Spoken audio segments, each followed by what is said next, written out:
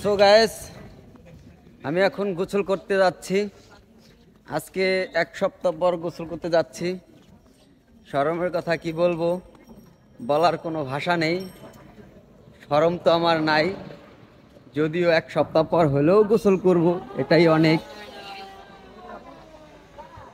এখানে অনেক ধরনের কাজ চলতেছে, আমরা কাজ দেখবো আর গোসল করব। আজকে গোসল করব, এটাই বাস্তব। I love you. রে তোরা হাসিস কি জন্যে? তোরা হাসস কি জন্যে? আজকে গোসল করে ফেলবো, কেউ ঠেকাতে পারবি না নি। গোসল করা আজকে কোনোভাবে ঠেকাতে পারবি না নি।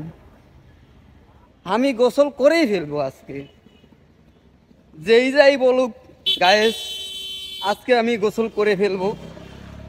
গোসল করা কেউ ঠেকাতে পারবি না নি। আমার তো হাত পা কাঁপতেছে সেটা কিন্তু না, গোসল করে ফেলবো, এটাই বাস্তব। I love you. তো গ্যাস, চলে আসলাম আমরা এখন নদীর পাড়ে গোসল করার জন্য। এই তো নদীর ঘাটে চলে আসছি।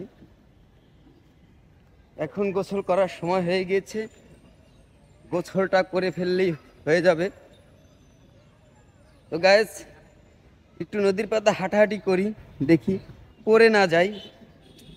আমার তো নদীর পাড়ে আইসা হাত পাত কাঁপা শুরু করে দিয়েছে। ও মা গো, পড়ে গেলাম, মরে গেলাম। তো গাইস, চলে আসলাম অবশেষে আমাদের গোসলের স্থানে।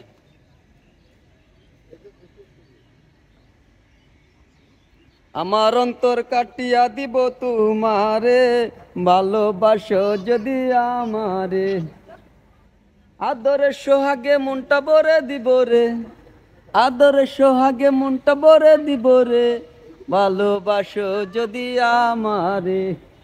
আমার অন্তর কাটিয়া দিব তোমারে, ভালোবাসো যদি আমারে।